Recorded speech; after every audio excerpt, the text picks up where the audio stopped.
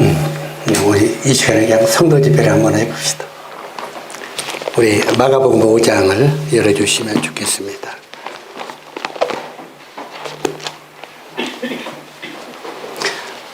마가복음 왜 자꾸 울리지?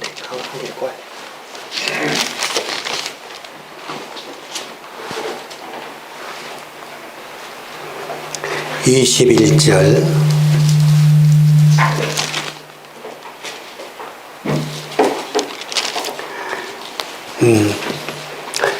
항상 다 읽었으면 그 다른 그 앰프가 있으면 다 꺼버리세요. 나의 마이크가. 귀 꼽는 게 더 나아요. 응? 아, 이것보다? 예, 그러니까 이거는 안 올렸어요. 그래요? 나이 먹고 이런 거 자꾸 하려면 이상해. 연예인 같은 거.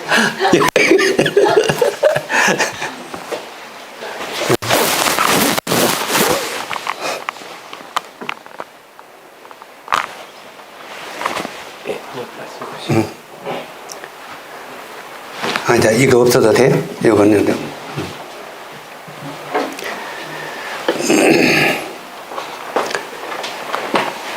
그 시간을 다 읽으면 항상 길지 않아요. 성경을 읽으면 제일 좋은데, 저는 우리 형제 자매님들이 성경을 많이 읽었다고 생각을 하고요. 마가복음 5장 21절에서 43절까지 이 내용을 좀 교제를 나누기를 원합니다. 오늘 이 마가복음 5장의 말씀을 통해서 믿음으로 도전하라, 이런 교제를 좀 나누기를 원합니다. 그냥 믿음은 가지고만 있는 게 믿음이 아닙니다. 믿음이 있으면 도전할 줄 알아야죠. 그래서 우리 인생 이 세상을 살아가면서 어떻게 보면 참 길다면 길고 짧다면 짧지요. 그런데 이 짤막한 나그네 인생을 살아가면서 수없이 많은 시험과 환난과 또는 그 문제들이 우리 삶 속에 있습니다. 문제를 없이 살아간다면 그 문제 없는 게 문제입니다. 그래서 문제는 우리 삶 속에 언제든지 있어요. 제가 어제 와가지고 이렇게 잠시 시행제님하고 있다가 우리 시행제님이 그 회사에서 이렇게 여행 이런 준다고 그래요. 그래서 어저께 나와서 호텔에서 이렇게 회사에서 주었다고 티켓을 가족들이 전부 나와서 호텔에서 잤습니다. 앉아면 또 안 된다네요. 보고해야 된다네. 그래서 참 세상 좋다. 응? 회사에서 호텔에서 앉아면 안 되고 거기서 자라고 아침밥까지 먹고 오라고 했어요. 근데 이제 쭉 하면서 여러 가지 사람이 많으면 많은 대로 적으면 적은 대로 문제는 다 있습니다. 그래 안 그래요?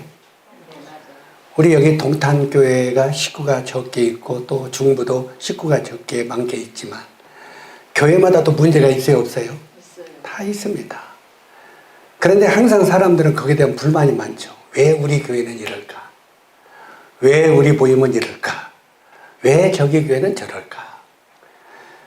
이렇게 수없이 많은 문제와 이런 걸 당하면서 살아가는데 실제로 우리는 삶 속에 찬양과 감사로 살아가는 게 성경이 가르치는 자세죠. 범사에 감사하라 했고 찬양하며 살아가고 있고, 그래서 찬양과 감사로 살아가야 되는데 항상 불평, 불만, 시기, 원망 이런 걸 하며 살아갑니다. 이렇게.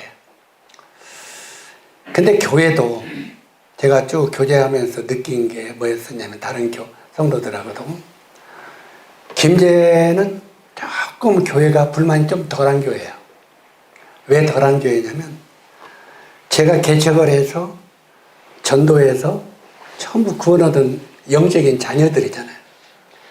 구원 얻은 영적인 자녀이기 때문에 그들을 전도해서 구원받게 해서 가르쳐서 성장해서 그들이 이제 장로 집사가 되고 그러다 보니까 어떤 성경에 대한 것은 자기 주장이나 이런 게 별로 없어요. 그냥 가르친 대로 쭉 가기 때문에 한 마음과 한 뜻으로. 근데 이제 여러 지역교회 성도들이 모이다 보면 우리는 이렇게 배웠는데 저희는 저렇게 배웠는데 또 이건 이게 맞는데 저건 저렇게 맞는면서 이 소리가 많은 거예요. 근데 사실은 그것마저도 자기가 살아있기 때문에 그래요. 자기가 죽어버리면 조용하는데 이 아까 이야기한 것처럼 나만 장구처럼 내가 살아있는 거예요. 내 생각, 내 뜻. 그래서 사실은 제가 성도 집회 때 이런 얘기를 많이 하죠. 요한아, 요한이 참 문제가 많아. 요한이 문제가 많아. 자, 손가락이 하나 저쪽 가르치죠? 세 개는 누구를 가르쳐요? 요한이 네 문제가 많다니까? 그러면 요한이는 욕을 보면 뭐라고 그래? 너는 세 배나 문제가 많아. 근데 이것을 볼 줄 아는 눈이 있다면 우리는 함부로 교만하지 않아요. 이것만 볼 줄 안다면. 근데 거의 대부분의 90%는 요것 못 봐. 요것만 보지. 요것만. 저기 문제가 있어. 내게는 아니고. 그러니까 이 자기를 볼 줄 아는, 이것은 다른 영적인 의미라면 자기를 철저하게 죽일 줄 모르면 모든 것이 감사와 찬양이 나올 수가 없다는 말입니다. 이렇게 살아가는데 우리가 사실은 이 세상을 살아가면서 구원받았으면 믿음으로 살아가야 돼요. 의인은 어떻게 살라고요? 의인은 믿음으로 말미암아 살리라.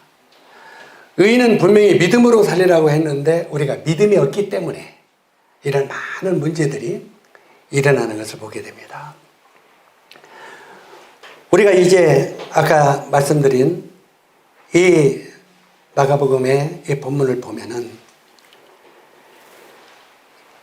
예수님이 거라사인 지방으로 이렇게 지나가시다가 이제 그곳에서 귀신을 쫓아내고 배를 타고 바다 저편으로 이렇게 건너가는 장면이 나옵니다. 배를 타고 건너가시니 큰 무리들이 그 주님 옆에 모였어요. 그 당시 주님이 기적을 행하시고 바다를 잔잔케 하시고 놀라운 일을 행하니까 사람들이 엄청나게 주님 앞에 모여들었습니다. 그런데 그 수없이 많은 무리들이 문제가 있어요. 문제를 가지고 모여들었는데 그러나 그 문제를 직접 가지고 주님 앞에 가지고 나온 사람은 두 사람뿐이 없었습니다. 다시 반복합니다.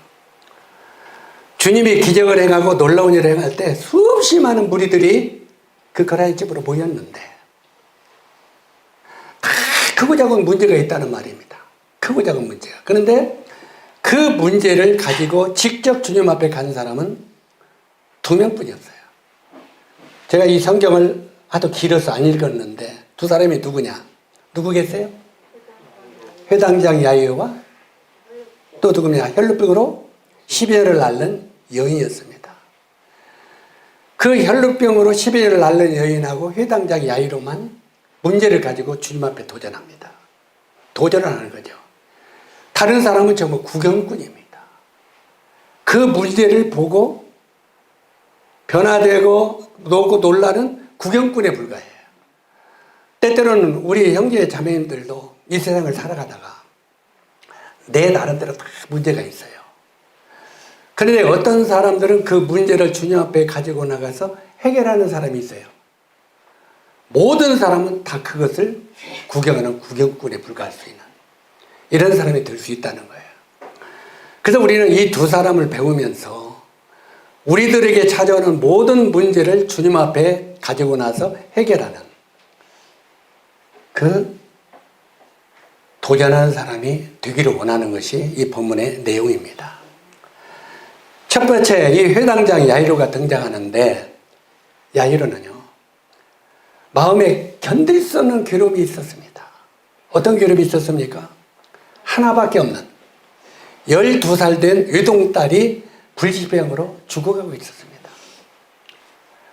하나밖에 없는 외동딸이 죽어가고 있으면 그건 참 심각하잖아요. 애미로서 얼마나 그 문제가 큰 문제겠습니까? 그런데 이 야이로는 그 문제를 어떻게 할 수가 없었어요. 왜? 자기가 인간이고 연약한 존재이기 때문에 어떻게 할 수가 없었습니다. 그런데 그때 예수님의 소리를 이 야이로가 들었습니다. 예수님의 소식을 듣고 이분이라면 반드시 딸을 고칠 수 있다는 믿음이 있었습니다. 아까부터 말씀했지만 확실히 주님을 믿는 믿음이 중요합니다. 우리 마음 가운데 정말 주님은 어떤 분이라는 확신이 내 마음속에 있어야 돼요. 이론이 아니라 실제로가. 근데 여기에 이분이라면 반드시 고칠 수 있다는 믿음이 야이로에게 있었습니다. 그래서 그는 부끄러움도 체면도 자존심도 다 팽개치고 주님 앞에 나가서 강청을 합니다. 주여, 우리 딸이 방장에 죽게 되었나이다. 도와주시죠. 하고 간절함이 그랬습니다. 그런데 도중에 어떤 소식이 들렸습니까? 딸이 죽었다는 비보가 들립니다. 야이로에게 더 이상 선생님을 괴롭게 하지 마십시오. 당신 딸은 이미 죽었습니다. 자, 살아있을 때는 그래도 조금 기대가 있겠죠. 주님이 가시면 살지 않겠는가. 그런데 딱 죽었다는 비보를 들을 때 그 마음속에도 한 개 죽어버렸을 겁니다. 믿음이. 그때 주님이 그 상황을 보고 계셨죠. 그래서 우리들은 이 세상을 살아가면서 내 환경과 내 상황을 주님이 다 보고 계신다는 걸 우리는 믿어야 됩니다. 그걸 인정해야 됩니다. 나의 다 보고 계신다는 걸. 이 죽었다는 소식을 듣고 이제는 인간의 힘으로는 모든 것이 끝났다고 생각했습니다. 근데 주님은 그 상황을 보고 계셨고 듣고 계셨습니다. 그리고 주님이 야이로에게 말하기를 뭐라고 했습니까? 두려워 말고 믿기만 하라. 이건 굉장히 중요한 내용이니까 따라서 한번 해주십시오. 두려워 말고 믿기만 하라. 이렇게 야이로를 격려해 주셨습니다. 그 상황을 주님은 보고 듣고 계셨고 두려워 말고 믿기만 하라고 격려해 주셨는데 이제 주님이 그렇게 말하면서 가자 하고 야이로를 데리고 집으로 갑니다. 자, 집에 가보니까 심한 통곡과 좌절이 있는 그곳에 이제는 주님이 개입을 하십니다. 이게 우리 환경 속에, 우리 어려운 환경 속에, 우리의 문제 속에 우리는 우리 주님이 개입하시게 하는 게 굉장히 중요합니다. 개입하시게 하는 게. 네, 그런 걸 간증으로 실제로 해드리면 이해를 더 쉽게 하겠지만 실제로 그분이 여기에 개입을 하니까 어떻게 됐습니까? 주님이 그 딸을 향해서 달리다 꿈 내가 내게 명하노니 일어나라.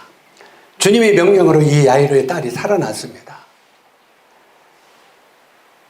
성경은 우리들에게 그 요한복음 6장 63절에 이렇게 말하고 있죠.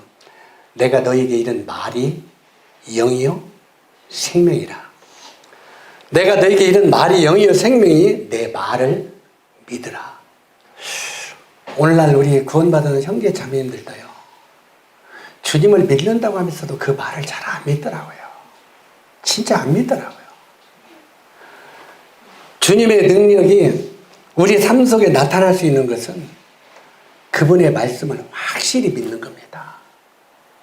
믿는다는 말은 그분의 말씀과 내 삶이 함께 동행한다는 겁니다. 그게 믿는다는 말이죠. 여기 보면은 내가 너에게 이른 말이 영이요 생명이 너희는 내 말을 믿으라. 내 말을 믿으라.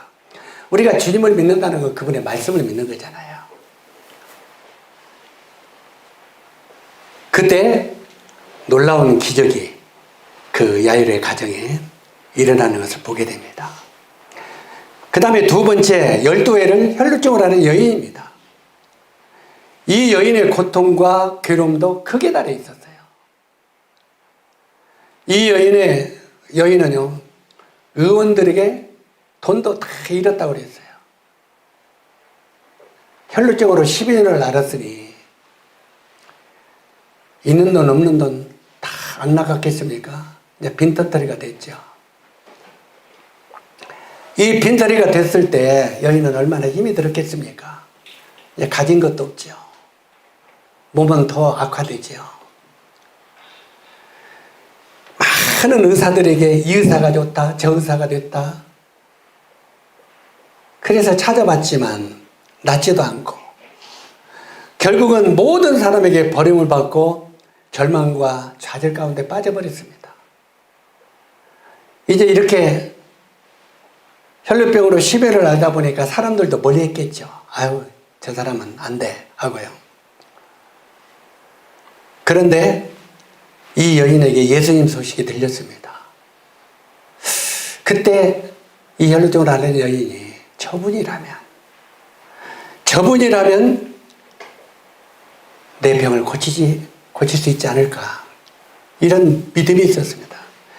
그리고 이 여인은 전력으로 예수님을 향하여 달려가서, 우리가 레위기 15장 19절에 보면은 그 유출병, 혈루병 이런 병에 걸린 사람은 만지면 안 된다고 말하고 있죠. 혈루병으로 걸린 사람이 다른 사람을 만지면 저 사람도 부정해지잖아요. 그런데 이런 계율을, 율법을, 계율을 어기면서도 그냥 고치고 다니는 집념 때문에 주님을 가서 만졌습니다. 어쩌이라도 만지면 좋겠다 해서. 이 여인의 신앙과 믿음의 도전이 주님의 능력을 끌어냈습니다. 주님의 능력을 끌어냈고 이 고질병은 어떻게 됐습니까? 치유가 됐습니다. 저는 우리 한국에 요즘에도 왜 이렇게 암으로 걸리는 분들이 많아요? 이렇게. 근데 암으로 걸린 분인데 어떤 분들은 주님이 데려가시잖아요. 어떤 분들은 남겨놓으시고. 근데 저는 감사한 게 우리 제주도에서 이제 전심사에게 다시 뛰어든 문복주형제, 그 자매가 암 사기였잖아요. 아시죠? 사기였는데 병원에서 못 나는다고 방치한 거예요. 근데 어쨌든 계속 기도하고 주님의 도우심을 구할 때 주님이 완쾌를 시켜주셨어요. 불가능을. 놀랍잖아요. 그 완쾌를 시켜서 지금은 이제 한림병원에, 교회 전심으로, 사역자로 이제 일하게 됐어요. 그러니까 주님이, 저 일을 시키려고 하나님이 저렇게 회복시켰구나, 이렇게 믿어지더라고요. 자매가 계속 어려우면 사역 못하죠. 근데 사역을 시키려고 주님이 자매를 치유시켰구나 생각해서 참 감사가 되더라고요. 물론 자매가 없다고 주님의 일을 못하는 건 아닙니다만, 그래도 이왕의 교회의 전심으로 사역하려면은 그렇잖아요. 실제로 그런 믿음의 도전이 결국은 어떤 사람은 살리기도 하고 데려가지만, 데려가는 것도 하나님의 뜻, 남겨주는 것도 하나님의 뜻이죠. 하나님의 뜻은 한 가지만 있는 게 아니잖아요. 근데 실제로 우리가 성경에 보면은 이 기도할 때 때때로 우리 제자들도 있죠. 야고보, 주님의 사랑하는 제자 아니에요. 근데 야고보도 복음 전하다 잡혀서 감옥에 갇혔어요. 그를 빼내달라고 교회 성도들이 기도했겠어요, 안 했겠어요? 기도했겠죠. 우리가 사도행전을 보면 베드로는 감옥에 갇혔고 교회는 그를 위하여 간절히 기도하더라. 베드로도 감옥에 갇혔고 그를 위해 기도했어요, 안 했어요? 그런데 베드로는 건져졌어요, 안 건져졌어요? 건져졌어요. 야고보는요? 그러면 누구 하나님이요? 야고보의 하나님이요? 베드로의 하나님이요? 우리는 때때로 오해하기 쉽다는 거죠. 그러면 베드로 하나님 안 되시고 야고보의 하나님 안 되십니까? 스데반은 왜 젊은 날 데려가 버렸어요? 그거 놔두면 더 놀라운 일을 할 수 있을 텐데 스데반을 젊은 나이에 데려가 버렸잖아요. 그리고 구약에 보면 아벨도 젊은 날에 데려가 버리시고. 때때는 우리 생각 이해가 가요, 안 가요? 안 가요. 그러나 아벨을 데려갔을 때 히브리서는 그 결과를 뭐라고 말합니까? 그는 죽었으나 그 믿음으로 오히려 말하느니라. 지금도 아벨을 통해서 믿음이 뭔가를 우리에게 살아서 말하는 것처럼 가르치고 있다는 거잖아요.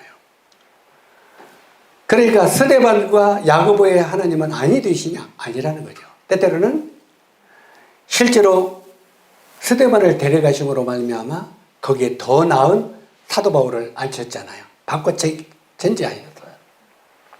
그러니까 하나님의 뜻은 우리가 알지 못하죠. 그러나 하나님은 모든 일에 살든지 죽든지 우리가 주님의 것이라고 하는 찬송이 그런 의미라는 거예요. 근데 우리는 어떻게 기도해요? 살든지 죽든지 주님의 뜻으로 다 찬송하죠? 그러면서 내가 아파요. 그러면 거의 100%는 어떻게 기도합니까?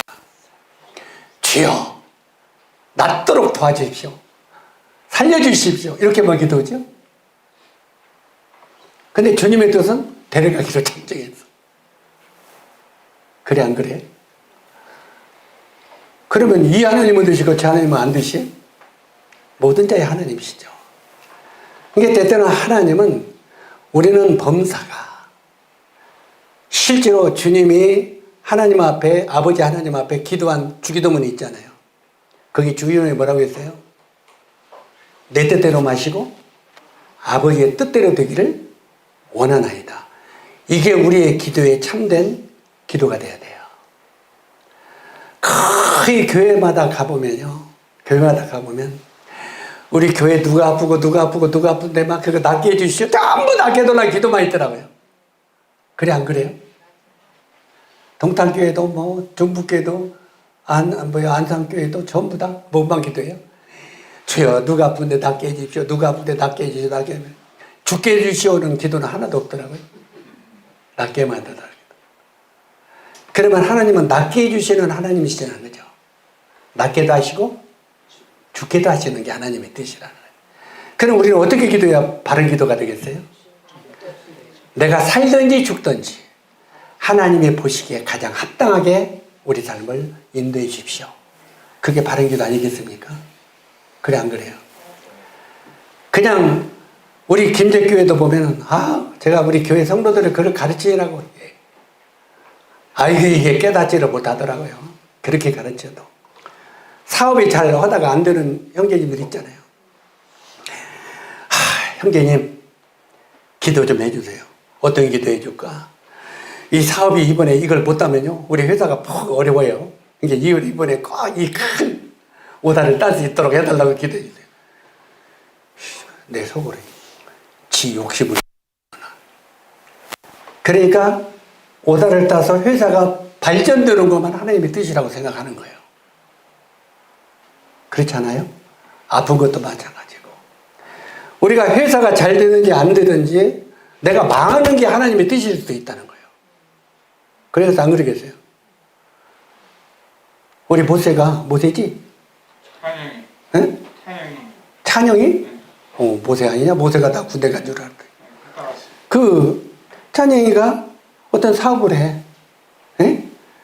막 돈을 막 버는데 쓴단 말이야. 근데 하나님이 우리 찬영이를 사역자로 보내고 싶어. 그러면 그 사업을 망하게 해야 돼? 흥하게 해야 돼? 참 헷갈리지? 사업이 안 망하면 일꾼으로 못 보내는 거예요. 왜? 그 속에 계속 빠지니까. 그러면 그거 망하게 할 수도 있어요. 그러면 하나님이 나를 버렸다고 생각 안 해요. 다른 길로 인도하려고 하는 거죠.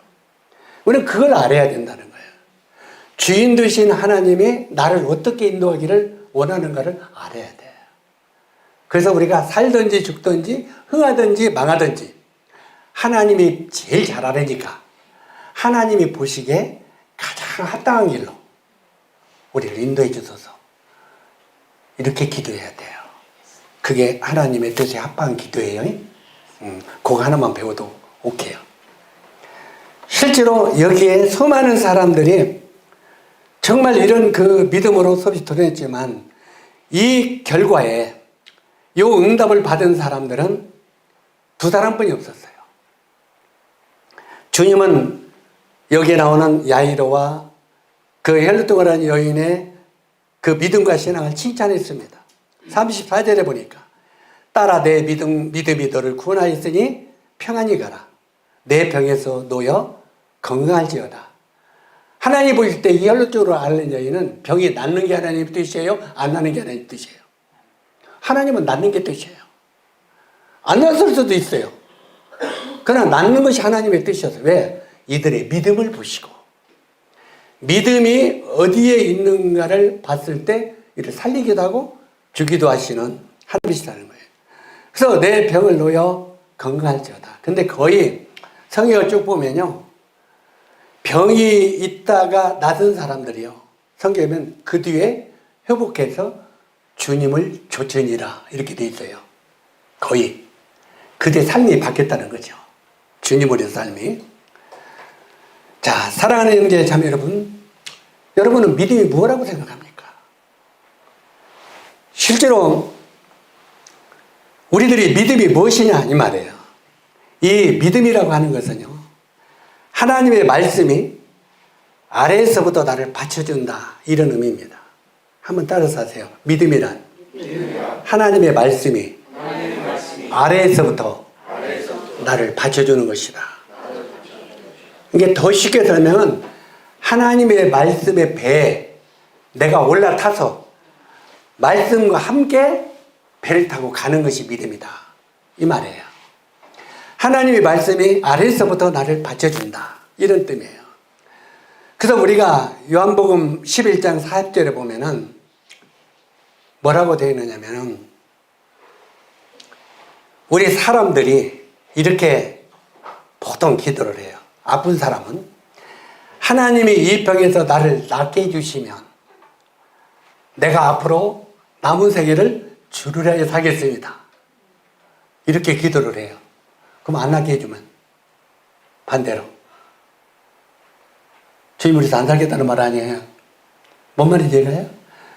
그리고 주님이 사업을 축복해 주셔서 내가 돈을 많이 벌면 주님이 축복해 주시면 이걸 주와 복음을 해서 내가 드리겠습니다. 이런 기도를 해요. 그러면 축복을 안 해줘서 물질을 안 벌게 하면 안 하겠다는 말 아니에요. 이건 바른 기도는 아니에요. 바른 믿음은 아니라는 말이에요. 성경에 보면 극한 가난에 풍성한 연보를 하겠다고 그랬죠. 실제로 주님 앞에 드리는 믿음과 헌신은 없을 때 하는 거예요. 없을 때. 없을 때 내가 정말 필요한 그것을 주님 앞에 드릴 때, 아, 하나님이 이를 주어도 이가 나를 위하여 살겠구나, 이런 하나님의 확신이 올 때 그를 축복해 준단 말이에요. 근데 우리들은 꼭 주님이 축복해 주시면 내가 이렇게 하겠다고 하는 거예요. 근데 여기에 뭐라고 했습니까? 내 말이 내가 믿으면 하나님의 영광을 보리라. 다시 말해서 하나님이 그 부자, 아니 나사로의 죽음을 통해서 하나님이 나를 살려주시면, 나에게 영광을 주시면 내가 이렇게 살겠습니다. 이게 아니고 여기 뭐라고 했어요? 내가 내 말을 믿으면, 먼저 뭐 하라고 했어요? 말씀을 믿으라는 거예요. 먼저 말씀을 믿으면 그 다음에 네가 영광을 보리라 그랬어요. 근데 우리는 거의 대부분 영광을 보여주면 내가 믿겠다고 그래요. 영광을 보여주면. 반대로 가고 있죠. 그래서 믿음은 도전이고 믿음에는 공식이 있습니다. 이 믿음에도 우리가 히브리서 11장을 믿음장이라고 그러죠.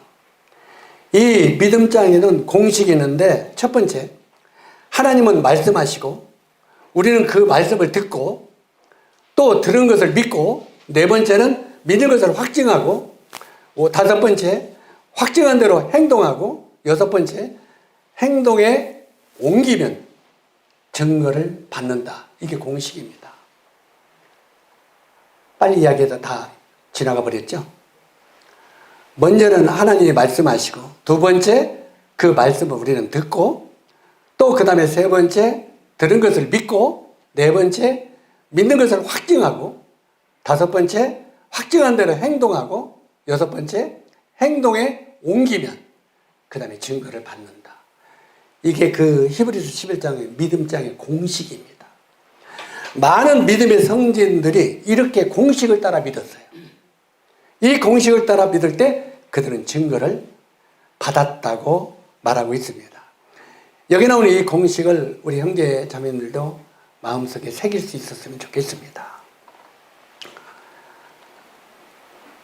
우리 형제 자매님들이요, 첫 번째 우리 자신들을 위해서도 자신의 영적인 변화된 삶을 위하여 우리는 믿음으로 도전해야 됩니다. 자기 삶을 위하여. 그냥 우리는 때때로 구원받았다 할지라도 종교 생활에 머물러 있을 수 있어요. 구원받은 사람도 종교 생활 속에 빠져 있을 수 있어요. 그냥 모든 걸 내 생각대로 움직이는 게 믿음으로 오는 게 아닙니다. 우리들은 거의 내 생각대로 움직이죠. 그래 안 그래요? 형제 자매들이 어떤 회의를 해도 아이 내 생각은 아니야. 아이 내 생각은 아니야. 그래 안 그래요? 우리 그렇게 토론해야 안 해요? 우리 노인의 전도 스테이지들도 그렇게 하네요. 네 생각은 어떤가, 내 생각은 어떤가. 그잖아요? 항상 우리는 주님이 이 일을 어떻게 생각하는지, 주님이 이 길을 어떻게 인도하시는지, 우리는 주님의 뜻을 해보는데 항상 눈이 가 있어야 돼요. 근데 우리는 항상 내 생각과 내 지혜, 그리고 내 생각은 이렇고 내 생각은 이렇고 내 생각도 이거라는 게 절대 믿음으로 살아가는 게 아닙니다. 그건 내 생각대로 살아가는 거죠. 하나님의 뜻은 아니라고 할 수 있어요. 이게 평생 내가 주님 앞에 헌신하며 살았는데도 하나님은 아니라고 할 수 있어요. 굉장히 무서운 거죠. 그래서 항상 우리는 하나님이 어떤 것을 제일 기뻐하시는가, 이걸 먼저 토론하고 상의하는 게 굉장히 중요하다 생각해요. 그래서 우리들은 먼저 내 자신의 영적 삶을 위하여 우리는 도전해야 됩니다. 참 오래전 이야기인데 우리가 잘 아는 대로, 우리 이름 말하기가 쑥스럽습니다만 옛날에는 우리 이윤식 형제가 방앗간 했잖아요. 아십니까? 저 방앗간 했어요. 저쪽에서 방앗간 하는데 형제가 내 그때 집회를 갔는데 아니 집회 때 참석을 못 하더라고요. 그 식구들이 다. 왜요? 방앗간에 막 가을에 매달려 있으니까. 그런데 그 당시에 그 형제가 개고기를 좋아하잖아요. 개고기를 끓여놓고 점심에 초청해서 거기 가서 먹었어요. 먹으면서 계속 이제 교제를 하는데 형제가 마음에 짐을 갖고 있더라고요. 그리고 이제 그 시즌이 이제 그 탈곡하는 시즌이 되면은 차가 그 노래 가서 실어 오잖아요. 그거 아십니까? 별을 이렇게 탈곡해 놓으면 실어 와요, 방앗간에서. 그런데 꼭 탈곡을 사람들이 토요일날 일요일만 한대요. 토요일날 일요일날 사람들이 많으니까. 그런데 성도들은 어디 와야 돼요? 예배 드려야 되잖아요. 예배 드리러 교회 오면 다른 방앗간에서 싹 실어가 버리는 거예요. 다른 방앗간에서. 그럼 망해요, 안 망해요? 망하죠. 그래서 토요일날 일요일날 예배를 한 석 달 동안, 두 달, 석 달은 참석을 못 한대요. 그러니까 마음은 부담스럽죠. 근데 그거 안 할 수도 없고 굉장히 마음에 부담을 갖고 있어요. 그러면서 이걸 어떻게 하면 좋을까 고민을 항상 하고 있더라고요. 그러다 보니까 일을 어떻게 받느냐. 이제 한 두 달, 석 달 동안 열심히 벌어보면은 쌓여 안 쌓여요? 그러면 거기에 이제 쌀이 이제 몇 가마 이제 수익이 없잖아요. 일 한 통에 예배 못 드리고. 그러면 그 중에 이제 11조나 딱 떼어서 몇 가마 이제 교회에다가 헌신을 딱 하는 거예요. 그리고 스스로 위로받는 거죠. 뭔 말인지 이해가세요? 내가 주님 앞에 예배도 못 드리고 우장 썼는데 참 주님 죄송합니다. 그냥 얻은 것 중에서 그냥 풍성하게 드리랍니다. 그게 스스로 위로받고 있다. 우리는 그렇게 인생을 사는 성도들이 많습니다. 모든 세상 속에. 그러면서 이제 이렇게 이제 상담을 좀 해달라고 하는데, 앞이 깜깜하더라고요. 그때 어떤 상담해 주겠습니까? 여러분 같으면. 그래서 주님 앞에 기도하다가 주님이 지혜를 주셔서 그런 교제를 했어요. 형제님, 정말 믿음으로 도전 한번 해보겠냐? 그러더니 어떻게 해요? 그러더라고요. 그래서 계산해보자. 그 가을에 2달 동안 이렇게 걷어오는 것이면 2달 동안 얼마나 되냐 했더니 그 당시에 돈 액수로 소창이 되더라고요. 많이. 그렇게 많이 걷어? 그러면 그걸 만약에 내가 못 가지고 오면 이제 나가는 거잖아요. 나가는 거. 제 말 지금 뭔 말인지 이해 가십니까? 못 가지고 오잖아요. 그러면 주님 앞에 기도하고 도전 한번 해보자. 어떻게 도전해요? 정말 그때 상담은 보통 내가 심각하게 상담한 건 아니에요. 사람이 사냐 죽냐는 문제인데. 그래서 그 주일날은 형제가 차라리 가지고 오지 말고, 그러면 그게 예를 들어서 한 2, 3천만 원이 된다고 하면, 3천만 원이 된다고 하면 그거 주님 앞에 포기해버리고 주님 앞에 드리고 그냥 예배 드리고 그냥 잊어버리자. 믿음으로. 그러면 그게 앞으로 10년 더 산다고 하고, 10년이면 얼마요? 3천만 원이면? 10년이면 3억인가요? 3억뿐이 안 되네. 3천만 원도. 그거 주님 앞에 예치해놓고, 저금해놓고 그냥 포기하면 안 되겠느냐? 한나라의 영광이 그 상급이 많고 크다고 하는데, 그거에 비교하겠냐? 그때 봤자. 했는데, 그때 제가 심사숙고하면서 이야기를 했는데, 형제가 그 말을 받아버렸어요. 왜 이야기를 하느냐 하면, 하나님의 말씀으로 받는 게 중요하다는 거예요. 받는. 그러더니, 나중에 조금 생각하더니, 방에서 밥을 먹고, 저는 이제 그것도 잘 얻어먹었죠. 얻어먹고 나서, 형님, 내가 그 도전 한번 해볼랍니다. 그러더라고요. 도전을 해본다 보니까 내가 불안한 거예요. 말을 해놨는데. 도전해볼랍니다 하더니, 그러면은 정말 하려면 그렇게 하자. 이렇게 악한 일로, 저는 예수 믿는 그리스도인입니다. 그래서 주일날은 예배 드리러 가야 됩니다. 만약에 다음에 혹시 연락을 드리면 내가 밤에라도 와서 이거 잘 도와드리겠습니다. 써붙여서 걸어라. 그리고 와라. 그랬더니 그렇게 했어요. 했는데 사람들이 여러분은 알지 모를지 모르지만 방간에서 빼먹는 게 있어요. 몰래. 방간에서 쌀 같은 거 이렇게 좀 빼먹는 게 참 별거 소리를 다 하네. 있거든요. 그런데 이 사람이 주일날 그거 안고 교회 간다 보니까 사람들은 교회를 싫어하고 예수를 싫어하지만 신뢰하는 믿음이 있어요. 이방인들도. 이 사람이 일요일날 예배 드리러 가? 왜 일을 안고 예배 드리러 가? 그러다 보니까 그냥 이제 오늘 와서 일요일날 이제 그다음부터 그냥 마음대로 가서 찬송하고 예배 드리고 막 그렇게 지냈대요. 그냥 잊어버리고. 그랬더니 저녁에 가보니까 창고의 앞에 벽가마니가 이름 써갖고 다 쌓여있더라는 거예요. 창고 앞에. 그러면서 전화가 왔는데, 야, 여기 어디 교회 갔다 오면서, 그래서 사람이 없어서 우리가 경운기로 아니면 차로 실어다가 그거 놓고 이름 써진가 몇 가만 쟁여놔요? 연락이 도왔대. 그러니까 그거다 다 쟁여놨대요. 그랬더니, 그게 다 다른 데로 간 게 아니라 다 창고로 되돌아왔더라는 거예요. 뭔 말인지 이해가세요? 이게 다 돌아더라는 거예요. 그러면은 만약에 싣고 왔으면은 인건비 들어야 안 들어요? 거기 이제 그 식구들 가서 싣고 와야 되니까.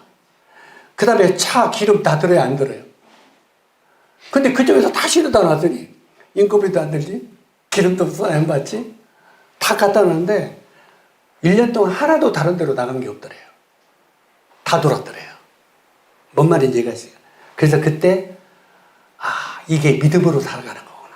이걸 깨달았다고 하더라고요. 그래가지고 그 뒤로 형제 마음이 바뀌어갖고 내가 주를 위해 살겠다고 사역자기로 바꾼 거예요. 다 역사가 있어요. 이런 게. 이게 믿음은 도전이에요. 지금 말씀드리는 건 믿음은 도전인 거예요. 그냥 막 말로 믿습니다, 믿습니다 하는 게 아니라 믿음은 도전인 거예요. 죽으면 죽으라는 도전. 할 때 주님이 거기 역사하신다는 거예요. 그래서 형제가 그 길을 보더니 결국은 사역의 길로 방향을 바꿨죠. 실제로 이런 그 지체들이 굉장히 우리 주변에 많이 있습니다. 그 다음에 직장이나 이런 걸 있을 때도 정말 우리가 믿음으로 도전하는 거 중요합니다. 그냥 불가능하다고만, 그리고 조금만 어디 그냥 삼성이 됐니, 뭐 어디가 됐니, 뭐가 됐니, 막 우리 박수치고 적자하잖아요. 그냥 그 순리적으로 도는 거 말고 믿음으로 도전은 중요합니다. 제가 전주에서 사역할 때, 지금 기린록교회 개척에서 사역할 때, 지금은 그 자매가 저기 대구 성석교회 그 장로 형제 중 하나의 자매예요. 근데 그 가정이 오공주였어, 오공주. 엄마 하나가 5명의 딸을 키웠어요. 그 오공주. 그런데 그 큰 딸이 먼저 구원을 받고 아침에 일요일날 새벽이면 그 4명의 동생의 초등학교 때부터 씻겨서 머리 빗겨서 데리고 교회까지 한 4km를 걸어왔어요. 요즘에 4km 걸어가라면은 꿈도 못 꿀 거예요. 차 타고도 멀리 가네 하는데 4km 심리를 걸어왔어요. 애들을 데리고 막 눈이 오고 미끄러운데도 애들 데리고 막 이렇게 입고 데리고 왔어요. 근데 애들이 교회만 평안하다고 교회만 왔어요. 그러면 제가 이제 예배당 앞에 눈을 쓰고 있으면 걔들이 제 1등으로 오는 거예요. 이렇게 애들이 그 초등학교 때 3학년 때니까 큰딸이, 작은 놈은 아직 학교 다니니까 애기인데 쪼망쪼망 웃고 이러고 데리고 오는 거예요. 그 엄마는 애들을 가르치려고 일찍이 직장 다니고, 그러니까 그 큰딸이 엄마 노릇을 하는 거예요. 그래갖고 그 오공주가 정말 그 교회, 그 기린록교회 초창기 때 모임생활을 잘 했어요. 근데 얘가 커가지고 나중에 이제 고등학교 들어갈 때가 됐어요. 고등학교를 들어갈 때가 되는데 애가 대학교로 가고 싶은 거예요. 대학교로 가고 싶은데 뭐가 없잖아요. 어려우니까 자꾸 주변에서는 상고를 가라. 상고를 가라고 하니까 다른 사람, 저는 인문계를 가서 대학교로 가고 싶은데 계속 그러니까 오늘 저한테 상담을 해왔어요. 뭐 주머니에 돈이 있어야 대학을 보내든지 말든지 하지. 그래서 저도 네 하나의 주님의 희생을 생각하면서 동생들을 위하여 네가 희생하고 너도 상과로 가는 게 좋겠다. 그렇게 했더니 애가 상고로 갔어요. 이제 상고를 졸업해서 이제 그 큰 대기업은 아닌데 중견기업, 거기에 이제 들어갈 때가 됐는데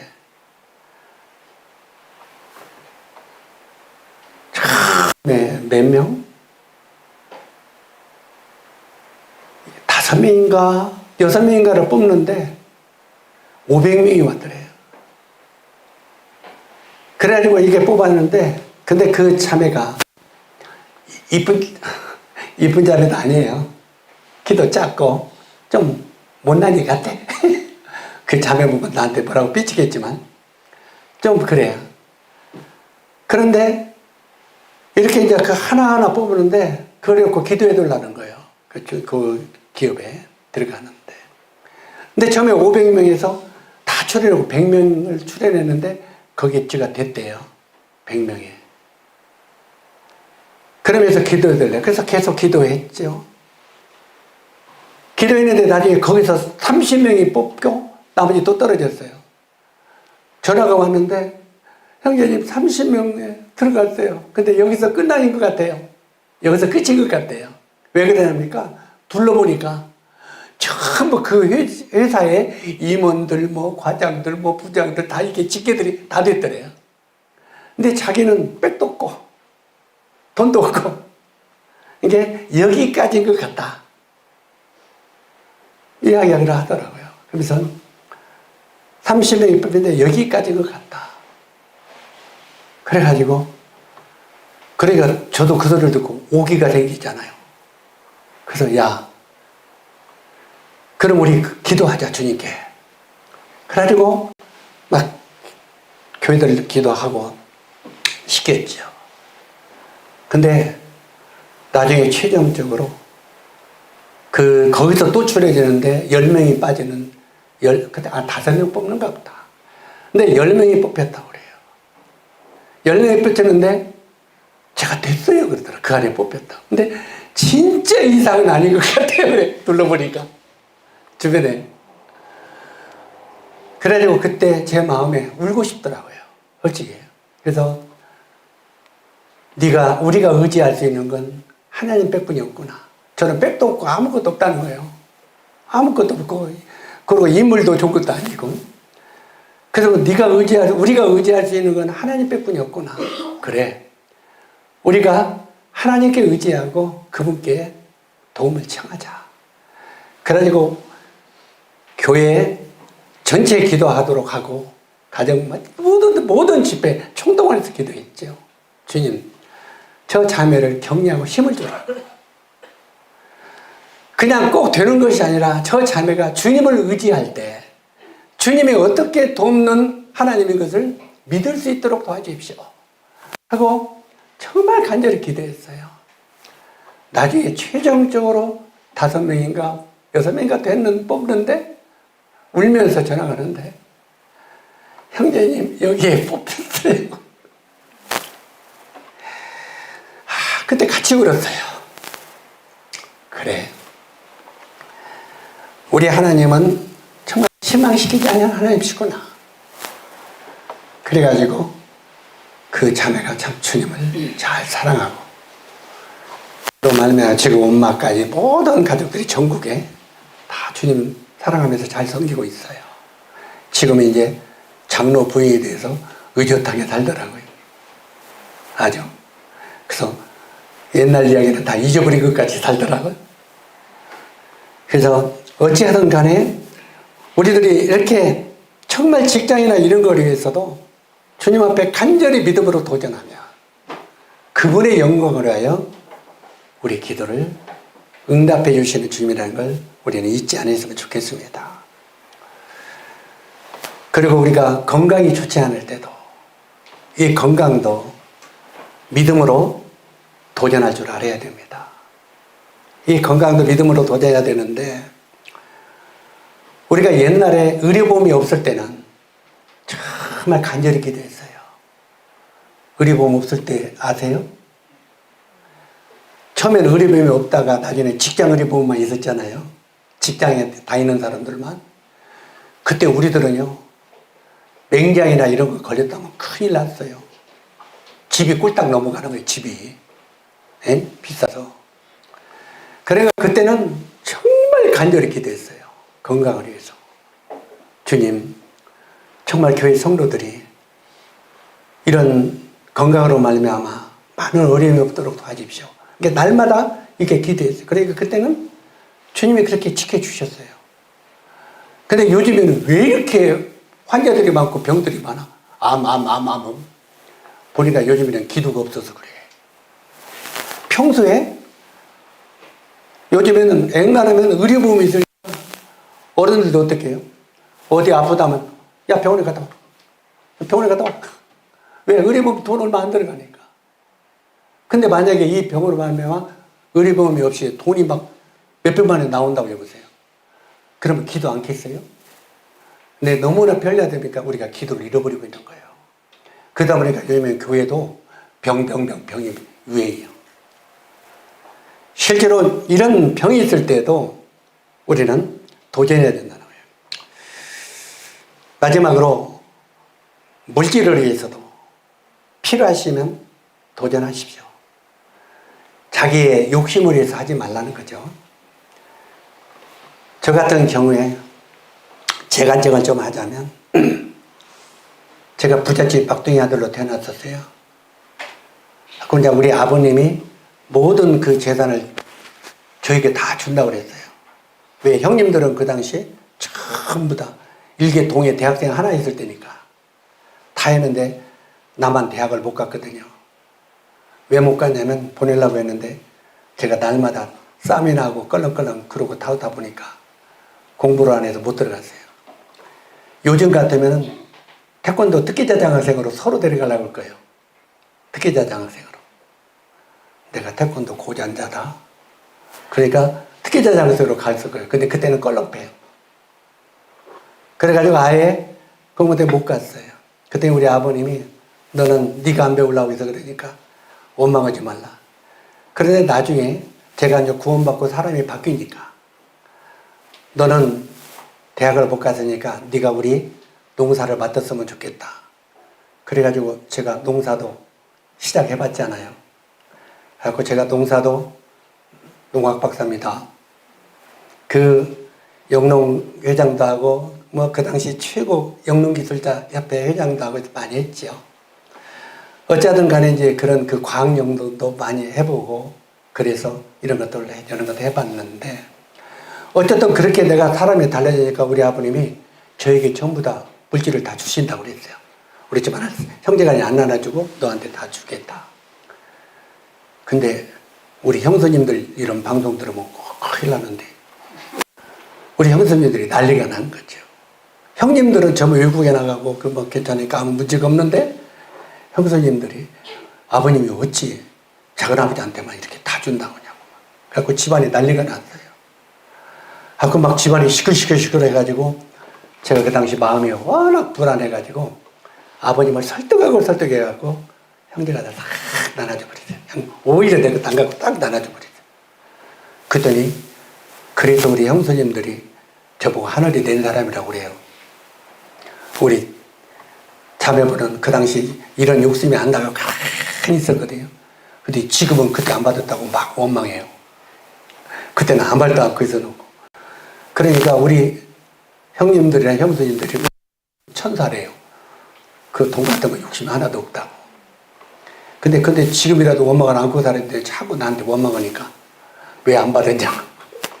근데 어찌하든 간에 실제로 그때 이 물질에서 초월하고 다 놔주니까 가족들이 화평하더라고요. 그리고 가족들이 하나하나 구원받기 시작했고요. 한 영혼의 가치가 천하보다 귀하다고 하는데 저는 그 안 가본 데서 오히려 감사해요. 왜? 형님들이 구원받고 돌아오니까 감사하잖아요. 그것 때문에. 어찌하든 간에 그 당시에 그래도 다 나눠주고 제게 찌꺼기, 땅을 조금 받았어요. 찌꺼기가 수천 평이었어요. 찌꺼기가. 근데 그것도 주로로 해서 다 썼죠. 어디 개척하면 교회 개척하면 일꾼들 다 썼죠. 왜? 주님 곧 오신다고 해서. 그거 갖고 있다가 주님 오시면 불안하잖아요. 그래서 다 썼는데 지금까지 안 오시더라고요. 근데 어찌하든 간에 그때 이제 제가 그래도 사업을 해야 먹고 살지 않아야 돼요. 농사를 안 지으니까. 그래서 제가 있는 땅을 팔아서 사업을 시작을 했어요. 사업을 시작을 했는데 사업을 하다 보니까 양심의 가책이 오는 거예요. 제가 그래도 경건한 사업을 한다고 당구장을 2군데나 전주에서 해봤거든요. 그 당시에는 당구장이 한국에 막 유행이 돼갖고 잘 될 때예요. 했는데 밤이면 노름 붙여야 돼. 노름. 이렇게 그 깽담아 이렇게 노름 붙이는 거. 이건 아닌데 해가지고 나중에 그걸 정리했어요. 정리했는데 그게 그 당시 돈으로 두 가지 전액이 한 1억 4천 됐어요. 1억 4천이면 지금 엄청난 돈입니다. 한 45년, 50년 전에 1억 4천이면 어떤 돈이겠어요? 그걸 가지고 있는데 내가 이제 전심 사역에 뛰어들었어요. 그래서 나를 대신해서 사역해줄, 이 사업을 해줄 사람을 찾았어요. 그러다가 주님이 제가 교회를 개척해서 기린옥교회 지금 개척해서 처음 얻은 열매가 해가지고 그런 사업으로 다 부도난 형제가 있는데 그 형제한테 제가 지원을 딱 했어요. 그 형제 구원받았는데 6개월 만에 한 2년은 둥글려 봐야 되는데 2년 만에 믿고 투자를 했는데 결론은 돈 잃고 형제 잃고 이 돈 잃고 형제 잃고 그때부터 제 삶의 최 밑바닥으로 떨어지게 됐어요. 이제 먹을 양식도 없이 정말 끈이 갈망을 못 할 정도로 어려워졌었어요. 그런 환경이 됐었어요. 그런데 우리 집에서는 제가 먹고 살만하니까 목사 노릇 한다고 하지 집에서도 안 도와주는 거예요. 그리고 그 돈이 없어지지는 꿈에도 모르고요. 교회 성도들은 이 형제니 뭐 잘 사는 집안에 막둥이니까 뭐 먹을 거 있겠지. 교회에서도 하나도 안 도와주는 거예요. 교회에서도 안 도와주지, 집에서도 안 도와주지. 어떻게 삽니까? 앞뒤가 깜깜하더라고요. 진짜 앞뒤가 깜깜했어요. 제가 이제 그 양식이나 이런 걸 군피밥을 먹고 살던 사람이 하루아침에 어렵게 되니까 진짜 앞이 깜깜하더라고요. 이제 앞으로 내가 어떻게 살아? 근데 그때 형님에게 내가 그 성도를 고발하고 싶은 마음이 생겼었어요.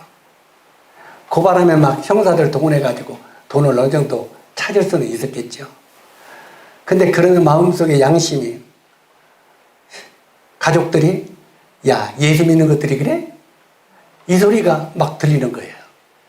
그러면 가족들의 구원은 끝나잖아요. 그래서 말도 못하고 혼자만 끙끙 앓고 그런 일이 있었는데 진짜 먹을 양식이 없고 쌀 떨어지니까 참 그게 힘들더만요. 요즘 같으면 일용직 일이라도 가서 하지 그때는 일용직 일도 없었잖아요. 그는 어려움 가운데 있을 때 막 쌀이 떨어지고 그러니까 제가 그 부잣집 막둥이들이 굶는 걸 그때 처음 경험을 했어요. 그러다가 보다 보니까 우리 주님께 의지하게 되더라고요. 주님 어찌하오리까 쌀이 떨어졌습니다. 근데 오늘 쌀이 좀 돌아서 이만큼 쌀이 있는데 교회 이제 청년들이 그 당시에는 실업자 청년들이 많았어요. 일거리가 없으니까 청년들이 교회 와서 많이 놀았거든요. 청년들이 교회 와서 밤이 되면 저녁 시간이 되면 기타치면서 찡짱찡짱하고 찬송 부르고 놀잖아요. 아니 이 청년들이 저녁 식사 때가 되면 집으로 가면 좋으련만 집도 안 가고 교회에서 찡찡찡하고 찬송 부르고 막 간지고 놀고 있는 거예요. 우리 집사람이 자매가 여보 저 청년들 저렇게 7, 8명이 있는데 저녁도 안 먹고 저 있는데 어떻게 안 돼요? 쟤들 밥을 해줘야 돼 말해야 돼. 그래서 쌀이 있어? 쌀이 조금 있는데 오늘 이 쌀을 가지고 저 청년들을 밥을 해주면 내일 정신부터는 우리가 밥이 없다는 거예요. 근데 놔두면 일주일은 우리가 먹을 수 있다는 거예요. 뭐 5일은 먹을 수 있대. 근데 오늘은 저거 해주면 여러분 같은 거 그런데 어떻게 하겠어요? 해숙자매님 그런데 어떻게 하겠어요? 말은 해주지요 그러죠. 실제로 닥치면 힘들어요. 그런데 그때가 어찌할꼬 하는데 주님의 마음속에 주라 그래야만 주실 것이오. 여보 주님이 주라고 그러는데 그러니까 근데 우리 자매도 부담을 갖고 있다가 주라 그러면 주실 것이오 했는데 그러니까 우리 자매 두 말하고 그런 싹 가지고 탁 털어붙여고 씻어갖고 밥을 해버리더라고요. 이게 우리 자매도 성질가 보거든요. 해가지고 밥을 해서 싹 먹이니까 아이 청년들도 한 그릇씩만 먹으면 안 좋아. 그 당시에는 요즘에는 간식도 많으니까 막 통닭도 있으니까 잘 안 먹잖아. 옛날에는 밥을 이렇게 먹었잖아요. 이 청년들이 그냥 두 그릇씩 자매님이 해준 밥을 왜 이렇게 맛있냐고 그냥 다 먹어버리네.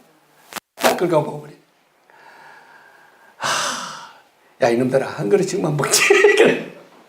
근데 그래도 청년들이 먹으면 기분이 좋잖아요. 그러다 보는데 그날 내일부터는 이제 쌀이 없잖아요. 그래서 그때 조용히 밤 11시가 됐는데 청년들은 다 가고 저 가서 기도했어요. 하나님 주님이 주라 그러면 주실 것이라 해서 이렇게 주었는데 내일 정시부터는 쌀이 없습니다. 주님 어찌하오리까. 주님 도와주십시오. 그렇게 기도하는데 주님이 너 나 믿냐? 아니, 주님 믿죠. 그러면 네가 믿음으로 지금 나한테 구하냐? 아니, 그럼 믿음으로 구하죠. 그러면 네가 믿음으로 구하면 얻은 줄로 믿으라. 얻은 줄로 믿으라. 그러면 주님 모든 환경은 깜깜하지만 주님이 주시는 걸로 믿고 끝내겠습니다. 그리고 시간을 보니까 새벽 4시더라고요. 그러나 11시부터 4시까지 5시간을 기도했는데 제가 기도하는 건 한 20-30분 기도한 것 같았어요. 그래서 그때 깨달은 것이 하나님과 깊은 교제 시간이 들어가면 시간 개념이 없어지는 걸 그때 깨달았어요. 그리고 이제 4시쯤 내려서 집으로 내려가니까 우리 응접실에 느닷없이 하얀 것이 우리 자매가 너울을 쓰고 응접실에 앉아서 기도하고 있어요. 자기도 답답하잖아요. 예, 교회 가서 기도한 줄 알고 자기도 응접실에 너울을 쓰고 기도하고 있더라고요. 얼마나 답답하겠어요. 여보 주신다고 했으니까 쉽시다 하고 쉬었는데 아침은 이제 어제 그 먹다 남은 찌꺼기들 애들 먹여서 학교 보내고 낮에부터는 이제 양식이 없는데 답답하잖아요. 어디 하늘에서 뚝 떨어져 만나처럼 뭐 새벽에 떨어지는 것도 아니고 주님이 어떻게 도실까 하고 있는데 12시가 거의 되는데 느닷없이 트럭이 집으로 들어와요. 트럭이 들어오더니 전주에서 진안에 사시는 모치님이 계셨어요. 우리 여기 안산 동부에 한영재님도 원래 고향이 진안이죠. 그 진안에 그 몇 분 모치님들이 계셨어. 진안에 1시간 넘게 1시간 반 거리거든요. 근데 그 모치님이 쌀을 2가마를 싣고 들어오셨어요. 근데 옷도 안 입고 그냥 그 방앗간에서 이렇게 머리 찜매고 그 묻은 채로 작업복을 묻은 채로 왔어요. 그래서 그러더니 영계 여기 그 당시에는요 지금같이 뭐 60kg 20kg가 아니에요. 83kg요. 가만히 그 83kg 커요. 그걸 2가마를 신 거예요. 하나는 우리 교회 성도들 이렇게 쓰라고 교회 찬양으로 갖고 왔고 한 가마는 영재님 집에 손님도 많이 오니까 이거 집에 또 그거 먹으라고.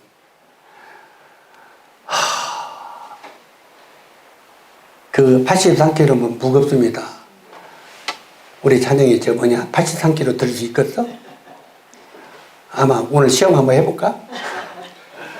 83kg 무겁거든요. 한 가마가 못 들어요. 근데 그 당시에는 내가 한 손으로 뿔껑 짊어졌어요. 짊어져가지고 교회다 놓고 또 짊어져가지고 집에다 놓고.